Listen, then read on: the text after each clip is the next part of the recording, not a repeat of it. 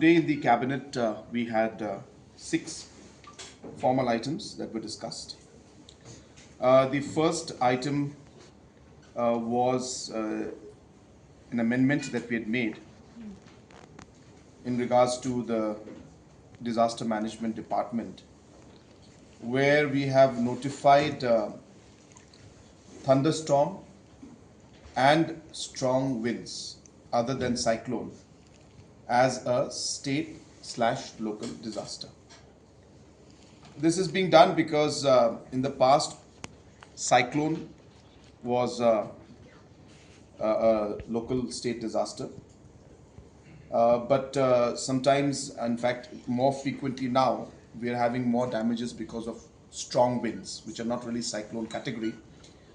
And then sometimes administration and officials are quite confused and they have to declare it as cyclone, but actually it's in the category of strong winds, but enough to cause damage.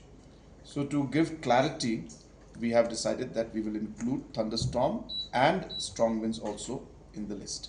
That was the first agenda in the cabinet. The second agenda, which is again very, very important, and it's a continuation of the reforms process that we have started. If you recall earlier, we had made the decision based on different recommendations given by UPSC, as well as our own reforms commissions, that we have removed the interview process or discontinued the interview process from groups D, if you recall, in the DSCs. So today in the cabinet, we have further gone ahead and we have removed the interviews from the group C post also. And this, of course, group C for non-technical posts. There are certain technical posts under group C also. Those will still continue, and that list of what is technical and not technical, the personnel department will clarify and give the list of which are the technical posts and which are non-technical. And obviously, since this procedure requires a lot of amendments in different rules, because all the service rules, everybody has got their own notifications in this. So the entire administrative process, we're giving them 3 months, 4 months to complete it. So we will make this particular aspect applicable from the 1st of January 2027. So advertisements that come out from that day and ahead of that, beyond that, the interviews for Group C post will no longer be there, will be discontinued.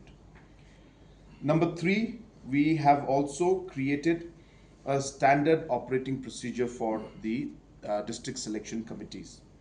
As you're aware that the district selection committees are functioning in all the districts, and sometimes there are basic things which are quite normal for us in terms of the process of recruitment.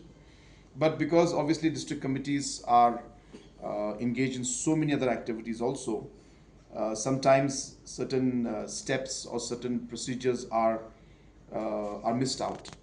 And therefore, to ensure that that does not happen, the cabinet today has approved the SOP that will be followed by all the district selection committees. And we're going to call a special training and call all the concerned officials, mostly the deputy commissioners, and have a training here to ensure that these SOPs are implemented at the earliest in the district selection committees.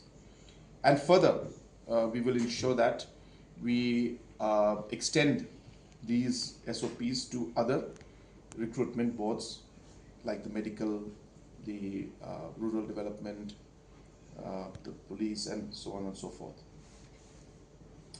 The fourth, today the decision in the cabinet was the rules for the Meghalaya identification, registration, safety and security of migrant workers was amended, and the new provisions where the Honorable Governor had made some observations.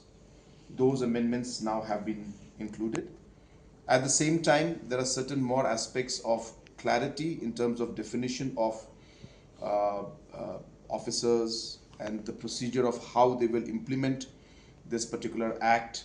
Those needed more clarity and more definition. So we have gone deep down into all the aspects of concerned officials who can go and do the inspection, how the inspection will be done, and the different powers that they have, and what activity, with what are the actions they can take. All of these aspects have been clarified, and also, as I said, the fines and the imprisonment and the actions, the legal actions to be taken, those also have been given more clarity in this particular rules. And again, we will be calling all the concerned officials at the grassroots level who will be implementing this. We'll be calling them for a training session, and necessary training will be given to them also. Zoning rules 2026.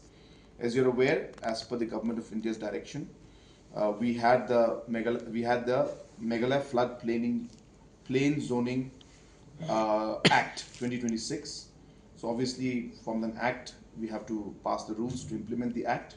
So we have passed those rules today in the cabinet. The sixth decision we took was creation of a land bank in Makurwat. If you remember, 14 years back when the district was formed, 14 or 11 years, I'm sorry, maybe 11 years, whenever the district was formed, about 11 or 12 years back, funds were given to all those districts to create a land bank, to create their office and administrative setup. Some districts utilized the money and some did not, like Resu and Makurwat did not. About a year back or something, we had cleared the land bank for Makurwat, for Resu, because the money is already with them. It's not that we have to give money. The money has been lying with them for 10 years plus now. But decision was not made on the land bank. So today we have decided on the land bank that is in Makurwat, and this was done as per the procedures followed at the Deputy Commissioner's level, where expression of interest and other procedures were called, and site visits were made, and based on that, 2 proposals were sent to us. The department, the GD department, then again communicated back to the Deputy Commissioner and said that, well, you have to give us 1 proposal. I mean, give the selection that you have. So based on that, the Deputy Commissioner has proposed and a land in,